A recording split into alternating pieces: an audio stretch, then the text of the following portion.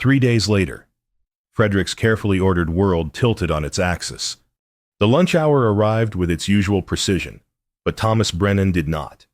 Frederick waited at his desk, irritation building with each passing minute. 15 minutes late. 20. This was unacceptable. Then a knock came at his door, not the timid tap of his secretary, but a firmer, more confident sound. "Enter," Frederick barked, already composing the reprimand he would deliver. The door opened. A girl stepped inside. She was perhaps 16, 17 at most, wearing a simple gray dress and carrying his lunch pail with both hands. Her dark hair was pulled back in a practical braid. She moved with careful grace, setting the pail on his desk before looking up to meet his eyes. Frederick's prepared speech died in his throat. The girl didn't flinch at his glare, didn't stammer an apology, didn't flee. She simply smiled. "Well, what is Brennan thinking? Sending a child?" Frederick's voice came harsh, automatic. "Where is your father?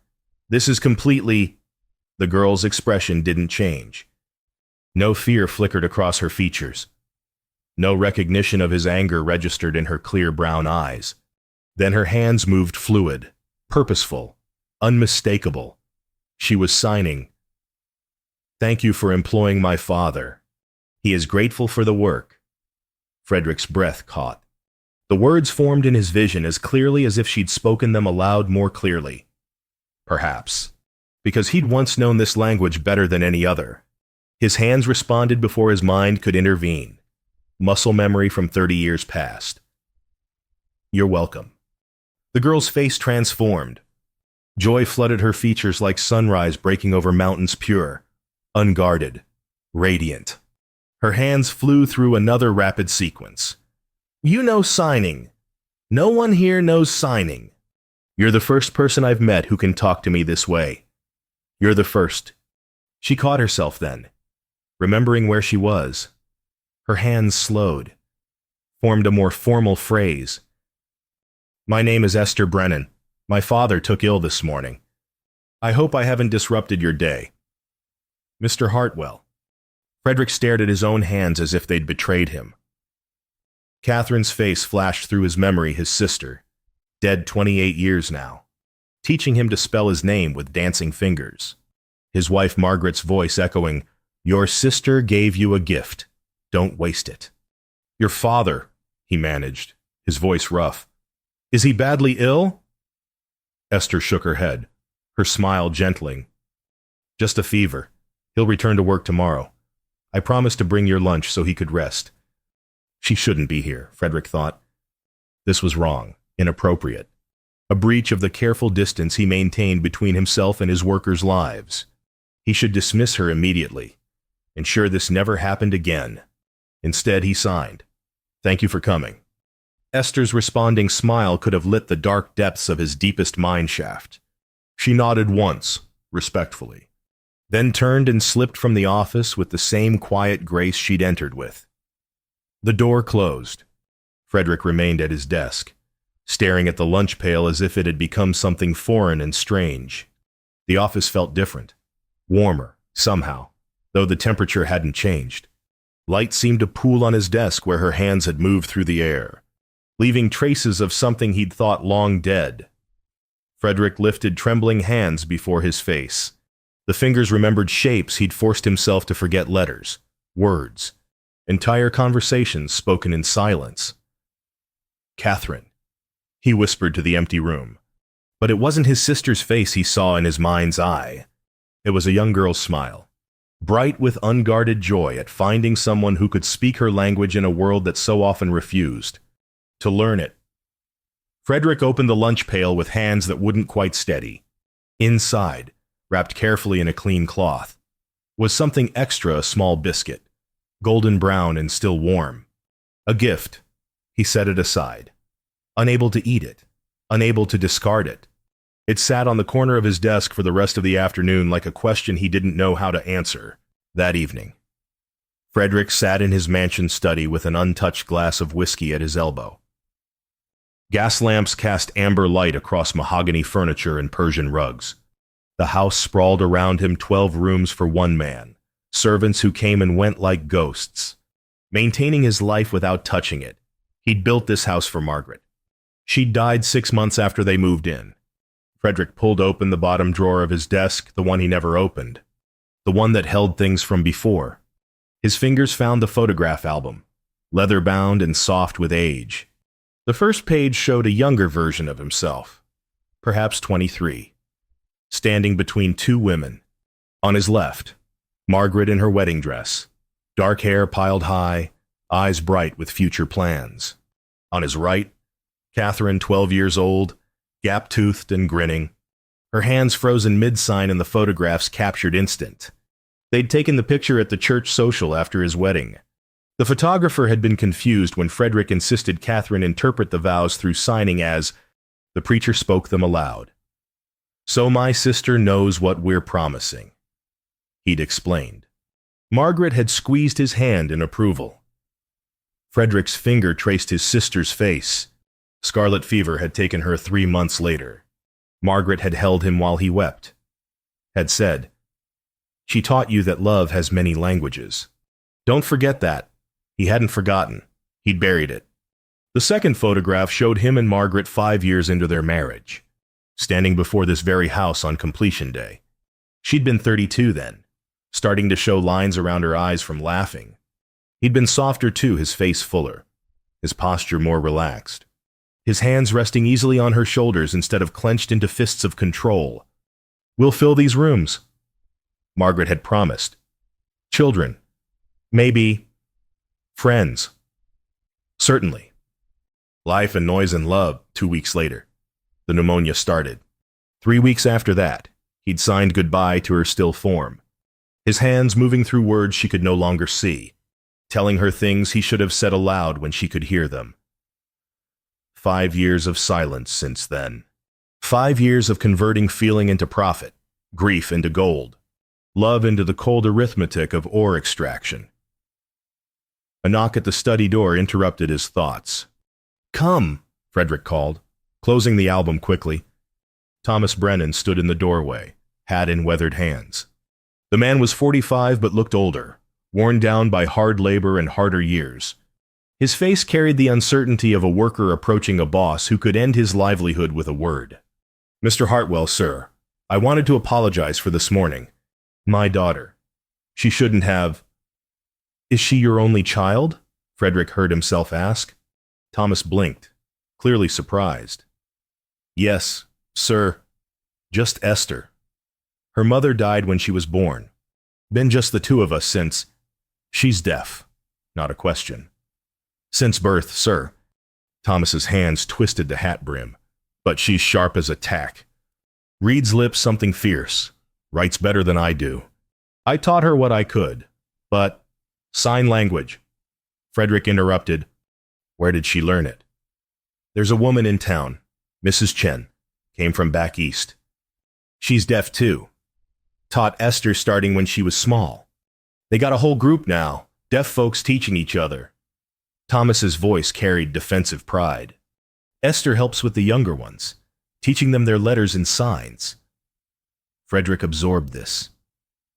A community. A language flourishing in silence while he'd let his own atrophy from disuse. "Your daughter delivered my lunch today," Frederick said carefully. "Tomorrow. I expect you to do so."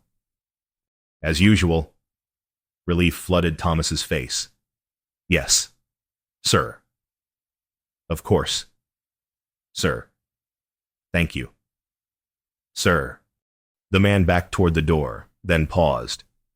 "Mr. Hartwell, Esther wanted me to tell you something, but I don't rightly understand it," she said to say.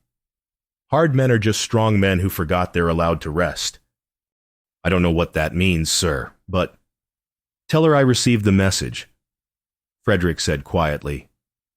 After Thomas left, Frederick returned to his desk. The biscuit from lunch sat where he'd placed it that morning, carefully wrapped in its cloth. He'd brought it home without knowing why.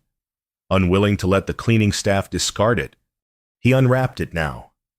The biscuit had cooled but still held its shape. Golden and perfect. Someone Esther had made this with her own hands. She'd thought of him, this man everyone feared, and decided he deserved something sweet. Frederick didn't eat it.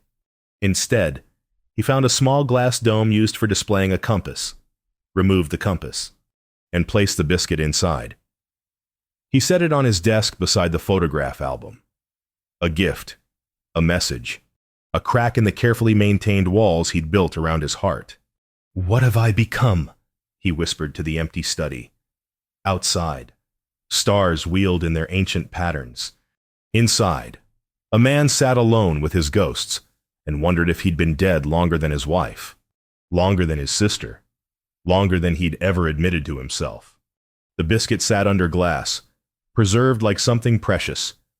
Tomorrow, Thomas would bring lunch as usual. Tomorrow, Frederick would maintain his routine.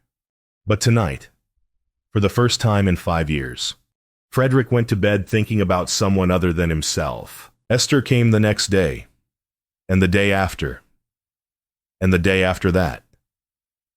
Frederick didn't request it. Thomas appeared each morning, carrying the lunch pail, apologizing for the continued intrusion.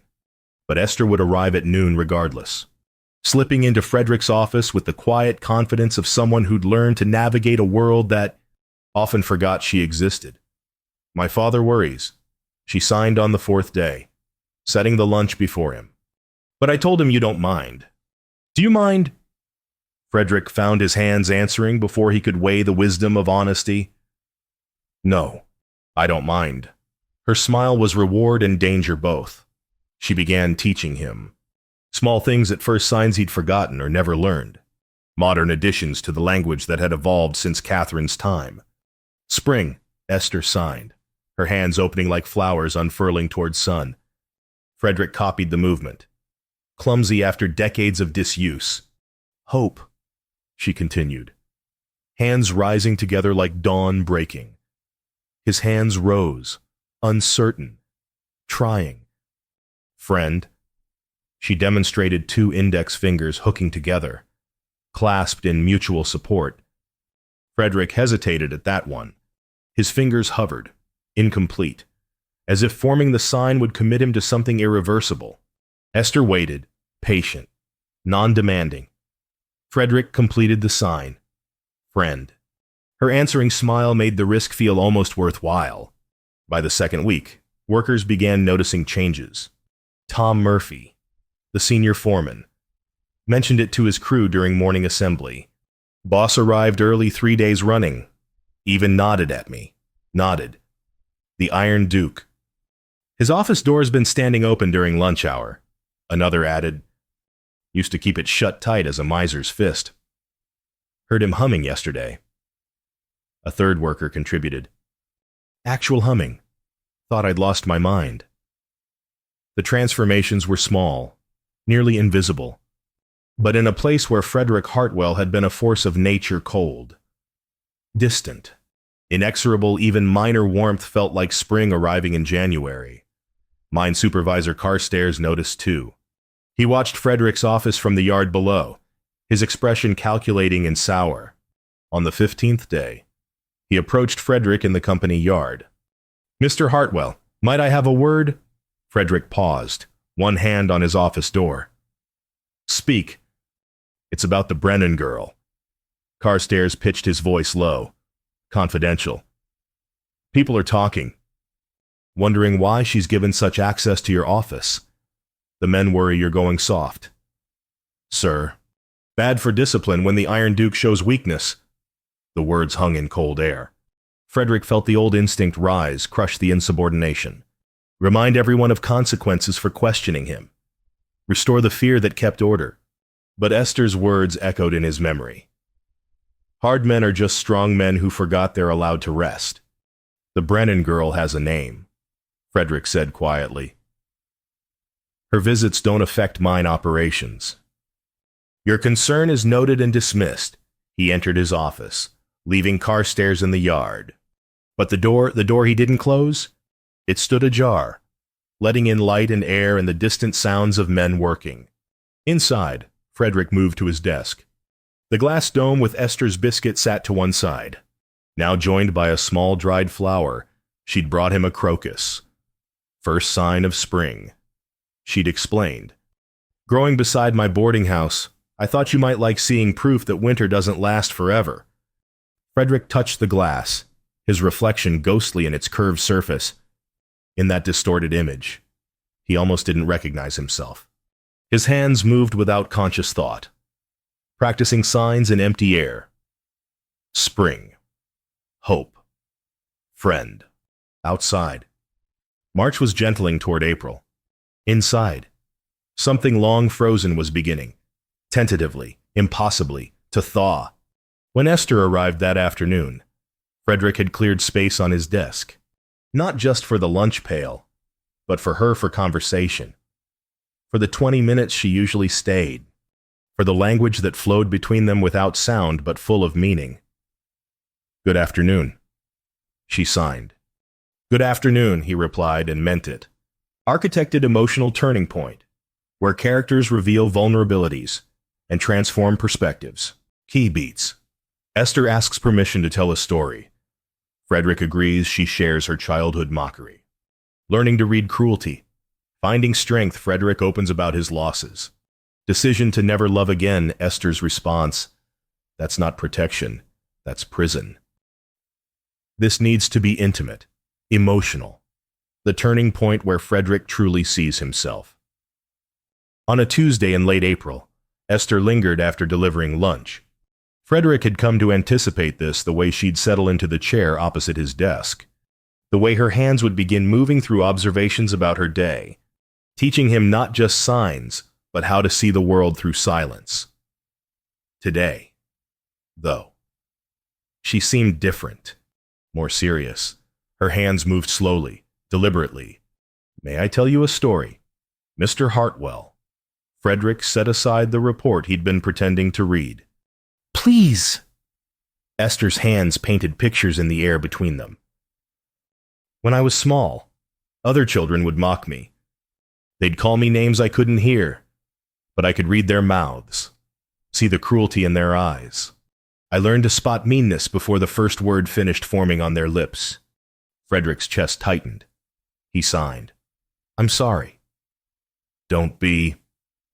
Her fingers moved with gentle firmness. It taught me something valuable. Silence makes you see what people really mean, not just what they say. You learn to read hearts instead of voices. She leaned forward slightly, her gaze holding his. That's why I saw you differently than everyone else. They hear your harsh words, see your cold face, feel your distance. But I don't hear the bark. I don't fear the reputation. I see a man who's lonely. I see someone tired of being strong alone. The words hit Frederick like physical blows. He started to look away, but Esther's hand moved into his line of sight, gentle insistence that he stay present. Your sister. She signed, Tell me about her. Frederick's hands felt heavy as stone. He lifted them anyway, forming shapes he'd avoided for decades. Catherine, 12 years younger than me. Scarlet fever took her when she was 12. I'd learned to sign so we could talk. She was the funniest person I ever knew, made jokes no one else could hear, but everyone could see in the way her whole body laughed. Esther nodded, encouraging him to continue. My wife, Margaret, loved Catherine like her own sister. After Catherine died, Margaret said the signing was a gift that love has many languages, and I'd learned one most people never discover. His hands trembled. When Margaret died 5 years later, I signed goodbye to her. Told her things I should have said aloud when she could still hear me. After that, I put the language away. It hurt too much to remember. And now, Esther asked, now I'm terrified. The admission came before Frederick could stop it. I decided after Margaret that I'd never lose anyone again. The only way to guarantee that was to never let anyone close. Never care. Never need. Esther's response came swift and sure. That's not protection, Mr. Hartwell. That's prison. The truth of it struck him silent. His hands dropped to his lap. unable to form words for the chaos inside his chest. You built walls to keep pain out? Esther continued, her signs gentle but relentless. But walls keep everything out. Love, joy, connection, life itself. You haven't been protecting yourself. You've been dying by inches, alone in a cell you built from grief. Frederick stood abruptly, moving to his window. The glass reflected his face back to him, older now, harder, the lines around his mouth and eyes carved deep by years of holding feeling at bay. What if I can't? His hands formed the signs against the glass, talking to his own reflection. Or what if I've forgotten how to be anything but iron? Esther appeared beside him, her reflection joining his. Her hands moved in the glass, visible to both of them. You haven't forgotten. You've been signing with me for 3 weeks. The language came back. So can the rest. She smiled then.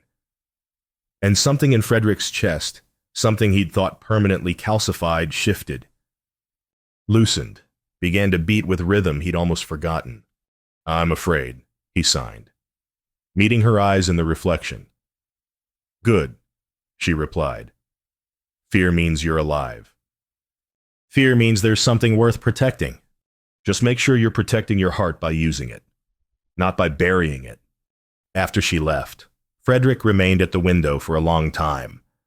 The office felt different around him, not empty anymore, but full of possibilities he'd spent years denying. Outside, spring was advancing across the landscape. Inside, a man was learning that the hardest courage wasn't facing down danger. It was facing down his own fear of living again that night in his empty mansion. Frederick opened the photo album for the first time in years. He studied the faces there, Catherine. Margaret, the younger version of himself who'd known how to smile, how to love, how to let people matter. Help me remember, he whispered to the photographs. Help me find my way back. The images stared back, silent but patient, waiting for him to believe he was worth saving. The town meeting happened on a Thursday evening, late enough that mine workers could attend after their shifts. Frederick rarely came to these gatherings, but expansion plans required community approval. He sat in the front row, aware of the weight of attention on his shoulders. Oliver Carstairs had been waiting for this. The mine supervisor stood during the open comment period, his expression carefully neutral. Mr. Hartwell, I'd like to address the matter of operational security. Specifically, concerns about unauthorized persons having access to sensitive company areas. Frederick's jaw tightened. He knew where this was leading. In recent weeks, Carstairs continued, voice carrying through the packed room, we've all noticed that Thomas Brennan's daughter has been given unusual access to your private office. Some might wonder if Brennan is using his deaf daughter to curry favor, to manipulate you for preferential treatment or better wages. The room went deadly silent. Thomas Brennan shot to his feet, face burning with shame and fury. That's a damned lie, my daughter. I'm not accusing you directly, Carstairs said smoothly. I'm simply voicing concerns others have shared. When the Iron Duke shows unprecedented favoritism, people notice. They wonder what's really happening behind closed doors. The insinuation hung in the air like smoke. Frederick felt every eye in the room turn toward him. This was the moment, the test of whether his private thawing meant anything when faced with public scrutiny. Esther sat beside her father. Frederick watched her read Carstairs' lips, saw understanding dawn in her eyes. But instead of shrinking from the insult, she stood. Her hands moved deliberately, so everyone could see even if they couldn't understand. Thomas started to pull her back down, but she gently pushed his hand away. She faced the crowd with the same fearlessness she'd shown entering Frederick's office that first day. Thomas's voice shook as he translated for his daughter. Esther says Mr. Hartwell learned sign language years ago for his sister, whom he loved. He's been teaching me about running a business. I've been teaching him that strength isn't about never needing people. It's about letting people matter, about opening your heart even when it's frightening. She turned to Frederick, her hands moving in signs only he fully understood. But Thomas continued translating, voice growing stronger. You taught me that, Mr. Hartwell. You've shown me in our conversations that the hardest courage is being vulnerable, admitting you're human, letting people see your heart. Now be that man in front of everyone, not just in your office. Show them the Frederick Hartwell who's been learning to live again, not the Iron Duke who's been dying in silence. The challenge hung between them. The entire town waited. Thomas stood with his arm around his daughter, prepared to defend her against whatever came next. Frederick rose slowly. This was it, the moment to declare himself, to choose between the armor that had protected him for 5 years and the fragile, terrifying possibility of connection Esther offered. His mouth opened. Words should come, words of defense, of explanation, of public vulnerability matching the private transformation she'd witnessed. But decades of self-protection surged up like a flood. The old pattern crush challenge, reassert dominance, restore fear, was so deeply ingrained it activated before conscious thought could intervene. This meeting is concluded, Frederick said, his voice cold as midwinter. Return to your homes. He turned and walked out, leaving Esther standing in silence, Thomas's arms still around her. The crowd murmuring in confusion and disappointment. Behind him, he didn't see Esther's face the way hope drained from it like water from a broken vessel. Didn't see her sign to her father. I was wrong about him. Frederick made it to his office before his legs gave out. He sank into his chair, staring at his hands, the same hands that had signed beautiful things to Esther, now fisted in the same old patterns of fear. The office door stood closed again. He'd pulled it shut without thinking. Instinct, trumping intention. On his desk, the glass dome with its preserved biscuits seemed to mock him.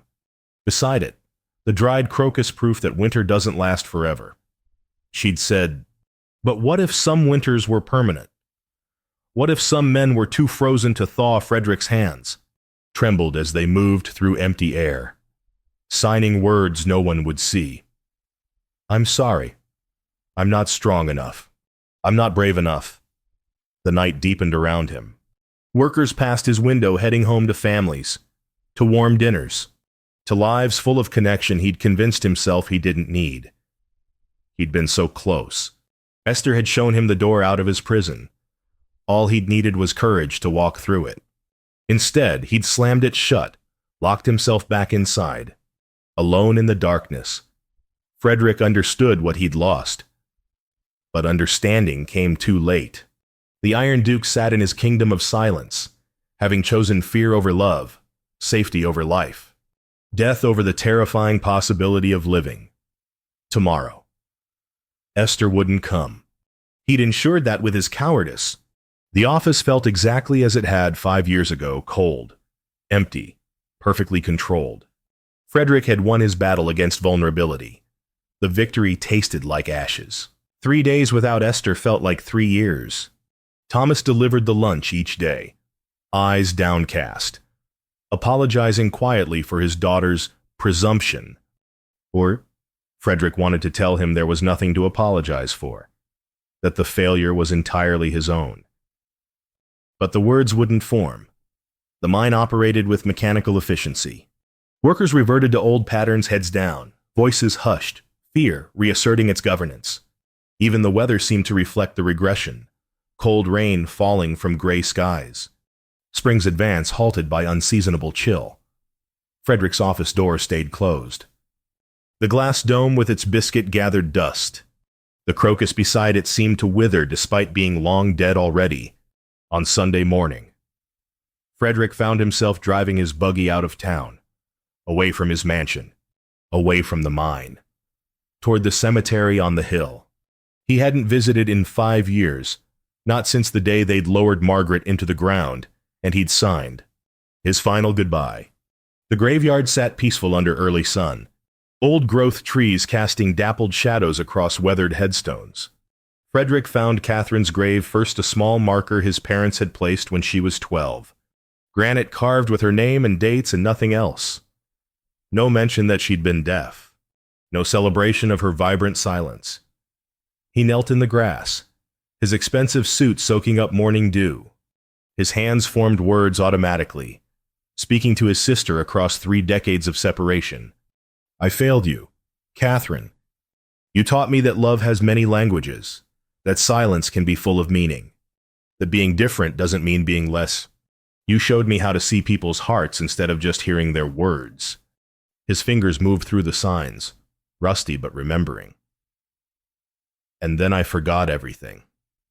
Buried it with you. Buried it deeper with Margaret. Convinced myself that loving people meant losing people. So the solution was to stop loving entirely. A groundskeeper worked 50 yards away, trimming grass around older stones. Frederick saw the man pause, watching the well-dressed mining baron kneel in the dirt, hands moving through incomprehensible shapes in the air. Frederick didn't care. For once, he didn't care what anyone thought. Esther sees the world the way you did. He signed to the stone. She reads hearts, sees past reputation to the lonely man underneath. She offered me a chance to come back to life, and I was too frightened to take it. I chose the armor over the risk. I chose death over living. Margaret's grave sat 30 yards away. Frederick made his way there, knees muddy, face wet with tears he hadn't felt starting. He knelt again, hands forming her name before anything else. Margaret, my love, I've been so lost. The stone bore simple words, Margaret Hartwell, beloved wife, gone too soon. Frederick had ordered the inscription bland, safe, revealing nothing of the vibrant woman who'd filled his life with laughter and purpose. I thought I was honoring your memory by staying faithful to grief, he signed. But that's not what you would have wanted. You told me Catherine's gift was teaching me that love has many forms. You believed I could use that gift to connect with people, to build community, to make the world gentler. His hands dropped to his lap, exhausted from signing, exhausted from years of holding everything at bay. I met someone who needs what I learned from Catherine, and she's teaching me things I never knew, that strength includes vulnerability, that walls built against pain also block out joy, that being alive means risking loss because the alternative is dying by degrees. Behind him, footsteps approached. Frederick didn't turn, didn't care if someone witnessed him broken open like this. Mr. Hartwell. The voice was old, creaky with years. Frederick glanced back to see Joseph Brennan, no relation to Thomas, but the mine's oldest employee, retiring next month after 40 years of service. Joseph. Frederick's voice came rough. Didn't mean to intrude. Came to visit my Martha. Joseph gestured to a nearby grave. Saw you here. Wanted to say something. If you'll permit an old man his last chance at speaking truth to power. Frederick gestured for him to continue. Joseph settled onto a nearby bench with the careful movement of arthritic joints. I remember when you first bought Silver Creek. You were younger then. Softer. Your wife was still alive. You promised to treat us fair, to run the mine with both profit and conscience. You kept that promise until she died. Frederick closed his eyes. I know. Somewhere along the way, fair became hard, conscience became control. You weren't cruel, but you weren't human neither, just cold. Joseph paused. My granddaughter's death, like Esther Brennan, like your sister was... I know what it means to love someone whose silence teaches you to hear better. Frederick opened his eyes, looking at the old man. Your sister would want you to remember something, Joseph continued. The strongest steel needs tempering heat and hammer, beating and breaking, before it becomes truly strong. But the hardest hearts need something different. They need to soften. They need to remember that strength isn't about never bending. It's about bending without breaking. The words settled over Frederick like a blessing. He turned back to the graves before him, Catherine's, Margaret's, monuments to love lost but not forgotten. What if I've waited too long? He asked. What if I've become exactly what everyone thinks I am, iron all the way through? Incapable of changing. Joseph stood slowly, preparing to continue to his wife's grave. Then you'd be kneeling in a graveyard talking to ghosts instead of living people. The fact that you're here, grieving what you've become instead of defending it, tells me there's hope yet. After the old man left, Frederick remained kneeling between his sister and his wife. Spring sun climbed higher, warming the earth, coaxing crocuses from winter-hard ground. He made a decision. Tomorrow, he would face the town again. Tomorrow, he would risk public vulnerability, would strip away the Iron Duke's armor, would show them the frightened, broken, hopeful man beneath. Tomorrow, he would choose life over safety, love over fear, connection over the prison of isolation. Tonight, he would practice. Frederick raised his hands and signed to the graves, to his lost loves, to himself. I was wrong. I'm sorry. Please forgive me. I want to come back. The words felt inadequate, but necessary. A beginning. As he drove home in fading light, Frederick rehearsed the signs in his mind. Tomorrow demanded courage he wasn't sure he possessed. But Esther had taught him that courage wasn't the absence of fear, it was choosing to live fully despite it. The biscuit under glass would stay on his desk. The withered crocus would remain.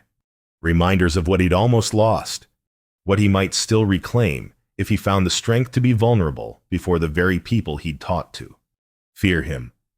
Spring was coming. If he had the courage, he might finally let it arrive. Sunday morning brought clear skies and mild temperatures. Frederick dressed carefully, his best suit, freshly pressed, though he knew no amount of external polish could prepare him for what came next. The church sat on Main Street, white clapboard with a simple steeple. Frederick hadn't entered it since Margaret's funeral. He arrived early, before most of the congregation, wanting to claim a seat before his presence could cause disruption. But disruption was unavoidable. The moment he crossed the threshold, heads turned. Whispers rippled through early arrivals like wind through wheat. The Iron Duke in church. Frederick Hartwell seeking God. What catastrophe had driven him here? He took a seat in the back row, hands folded, waiting. The church filled gradually. He felt their glances, heard the murmured speculation. Carstairs entered, saw Frederick, smirked with satisfaction, thinking, perhaps, that Frederick had come to assert dominance more publicly. Thomas and Esther arrived late, slipping into a middle pew. Esther didn't look toward the back. Frederick's chest ached at the careful way she kept her eyes forward, shoulders set with defensive dignity. The service preceded hymns he didn't sing, prayers he didn't speak, a sermon about forgiveness that struck too close to every wound. Finally, after the closing hymn, Pastor Williams asked if anyone had announcements or words to share. Frederick stood. The congregation swiveled as one. Esther's head turned last, her face draining of color when she saw him on his feet. Pastor Williams. Frederick's voice came steadier than he felt. Might I address the congregation? The pastor, clearly surprised, nodded. Of course, Mr. Hartwell. Frederick stepped into the aisle, moving to the front. Each step felt like walking toward execution, his own execution of the man he'd been, the persona he'd cultivated, the armor he'd worn for years. He turned to face them all. Every worker from his mine, every shopkeeper who'd sold goods to his company, every family who'd been touched by his coldness. Thomas and Esther sat 5 rows back, her father's arm protective around her shoulders. I need to tell you about my sister. Frederick began, his voice quiet but carrying. Her name was Catherine. She was deaf. She died when she was 12 years old, and I was 23. Before she died, she taught me something precious, that love speaks many languages, that silence can be full of meaning, that connecting with people requires us to learn their language, not force them to learn ours. The church sat utterly still. No one had expected this. When Catherine died, part of me died with her. When my wife Margaret died 5 years later, I decided the solution to grief was to never love anyone again. If I didn't care about people, I couldn't lose them. If I kept everyone at a distance, I'd be safe from loss. His hands began moving as he spoke, forming signs in the air, the language Catherine had taught him. translating his own words for an audience that mostly couldn't understand, but could see the vulnerability in the gesture. I became the Iron Duke. I built walls between myself and everyone around me. I convinced myself this was strength, that needing no one made me powerful. I was wrong. Frederick's gaze found Esther. She sat very still, eyes wide, father's arm still around her. 3 weeks ago, a young woman came to my office. She couldn't hear my bark, couldn't fear my reputation, because she's deaf. She saw past everything I'd built and recognized something I'd forgotten, that underneath all the armor, I was just a lonely man who'd confused isolation with protection. He signed as he spoke now, hands and voice working together. Esther Brennan showed me that real courage isn't about never needing people. It's about letting people matter even when you might lose them. It's about choosing connection despite the risk. About living fully even though loss is inevitable. His voice cracked. Frederick didn't hide it. 4 days ago, I had a chance to declare this publicly, to stand with Esther and her father against ugly insinuations. I failed. I chose the armor over honesty. I chose fear over courage. I proved myself a coward when bravery was required. He moved directly toward where Esther sat, stopping in the aisle beside her pew. His hands formed signs clearly, deliberately, for her eyes alone, even as his voice continued for the congregation. Esther, you saw past my reputation to my heart. You taught me that silence can be more truthful than words. That walls built against pain also keep out joy. That being alive means being vulnerable. You offered me friendship when I'd forgotten how to be a friend. You showed me grace I didn't deserve. His next words came in sign only, his voice faltering, letting his hands speak what his throat couldn't manage. I'm sorry I wasn't brave enough when it mattered. I'm sorry I retreated behind walls instead of standing with you. I'm sorry I chose safety over truth. Esther's eyes filled with tears. She started to respond, but Frederick wasn't finished. He turned back to the congregation, voice returning, though tears now ran openly down his face. I'm asking this community for the same thing I'm asking Esther, a chance to do better. A chance to be the man my sister believed I could be, the man my wife loved, the man I've spent 5 years burying under ice and iron. I don't expect immediate forgiveness.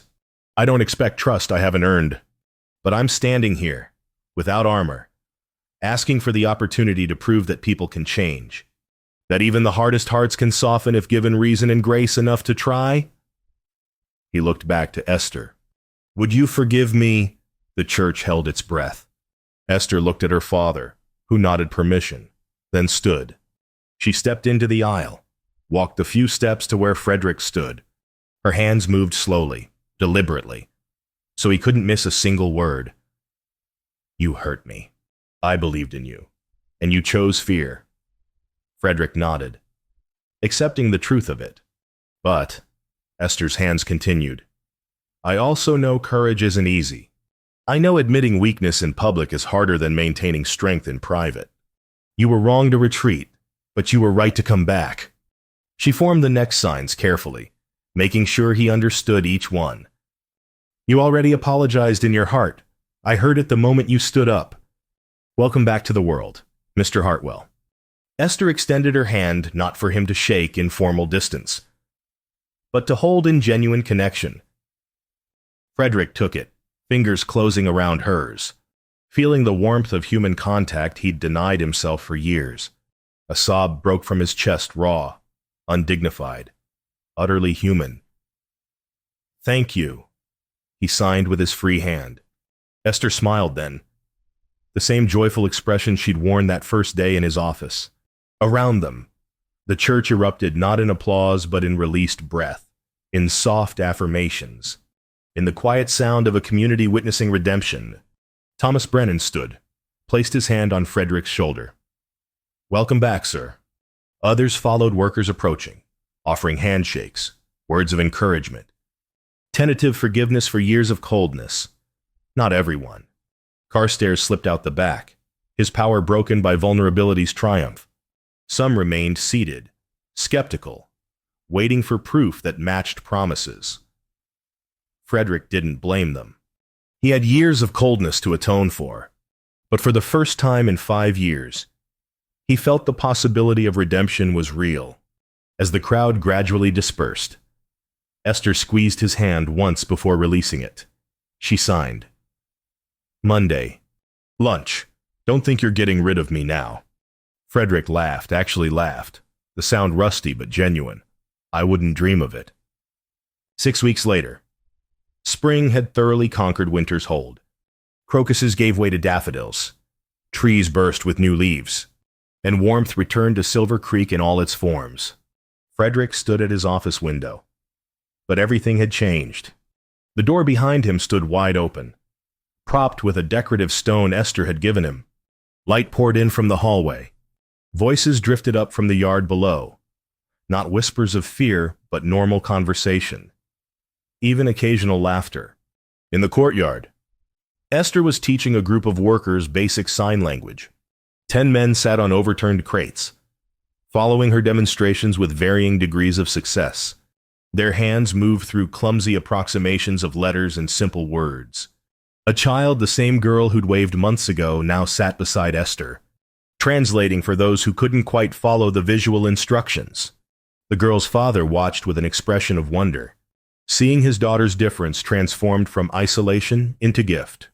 Thomas Brennan had been promoted to mine safety inspector, a position that used his practical knowledge and careful nature.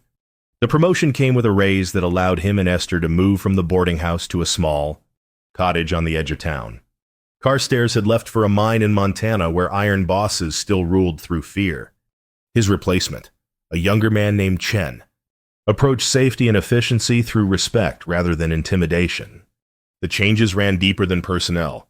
Frederick had restructured company operations to include profit sharing for workers, safety improvements beyond legal requirements, and a fund for widows and children of men lost to mining accidents. The changes cost profit margin but bought something more valuable: loyalty, pride, community. His mansion had hosted 3 social gatherings in the past month. The first had been awkward, workers uncertain how to behave in their boss's home. By the third, children played in his garden while adults talked easily over dinner. The house felt alive for the first time since Margaret's death. A knock at his open office door drew Frederick's attention. His secretary, no longer terrified, now merely professionally respectful, stood with coffee and a smile. "Good morning, Mr. Hartwell. Thought you might like this. Getting warm. But mornings still have a chill." "Thank you, Helen." Frederick took the cup, asked the question he'd learned to ask. "How's your son's cough?" "Better. Thanks for asking. That doctor you recommended worked wonders." After she left, Frederick returned to the window. Esther glanced up, caught him watching, waved. He waved back, then signed. "How's your heart today?" It had become their private greeting, a question she'd started asking after the church confession, a way of checking whether he was staying present, staying alive, staying open. She signed back from the courtyard below, hands moving in a language most watchers couldn't understand, but all could see spoke of connection, of friendship, of life lived fully. Louder than it's been in years. Frederick smiled, genuinely smiled, with his whole face, the expression natural now rather than foreign. "Mine too." The signing lesson below was breaking up. Workers returning to their duties with a new language in their minds and a new understanding in their hearts. Esther remained, gathering the teaching materials, her father approaching to help. Frederick's gaze drifted to his desk. The glass dome still held that first biscuit, stale now, inedible, but preserved as a reminder of the moment everything began to change. Beside it sat fresh flowers Esther brought each Monday, proof that life continued, that growth was constant, that even the longest winters eventually surrendered to spring. On the corner of his desk, a new photograph had appeared, taken just last week at the company picnic. Frederick stood surrounded by workers and their families, Esther beside him, Thomas on his other side. Everyone was signing "friend," 2 index fingers hooked together. The photographer had captured the moment perfectly, Frederick's face open, unguarded, alive. He picked up the photograph now, studying it. He barely recognized himself, not because he looked so different, but because he looked so present. The iron was gone, replaced by flesh and blood and beating heart. A memory surfaced, Margaret's voice from a decade past. Promise me something. If I die first, don't let grief turn you to stone. Catherine taught you how to love in many languages. Use that gift. Let people in. Stay human. I'm sorry it took me so long, Frederick whispered to the memory. But I'm trying now. I hope you can see that. Movement below caught his attention. Esther was leaving, heading back toward her cottage for lunch. But she paused at the gate, looked up one more time, signed a final message. Thank you for coming back. Frederick's throat tightened. He signed back. Thank you for not giving up on me. She nodded once, then disappeared into the street beyond. Frederick watched her go, feeling not loss but gratitude. She'd be back tomorrow, and the day after. Their friendship had become constant as sunrise, something he'd learned to trust, to lean on, to let matter despite the inevitable risk. Frederick turned back to his office, to the open door, the light-filled space, the work waiting. Mining reports, expansion plans, correspondence with suppliers. The same work as always, but transformed by the knowledge that it wasn't the totality of his existence. Tonight, he'd have dinner with Thomas and Esther at their cottage. Tomorrow, he'd attend a town meeting about building a school that could accommodate deaf students. Next week, Joseph's retirement party at Frederick's mansion, celebrating 40 years of service, life, community, connection, everything he'd almost lost by choosing safety over courage. Frederick settled at his desk, picked up his pen, and signed to the empty office words only he would see, but words that needed saying nonetheless. Thank you for the second chance, for the courage to try, for Esther's patience and grace, for the language his sister taught him that had finally brought him home, for the understanding that the strongest hearts are the ones brave enough to stay soft. Outside, spring continued its advance. Inside, a man who'd been dead in all but body had finally learned to live again. The Iron Duke was gone. Frederick Hartwell remained flawed, frightened, human, and finally, gratefully, completely alive.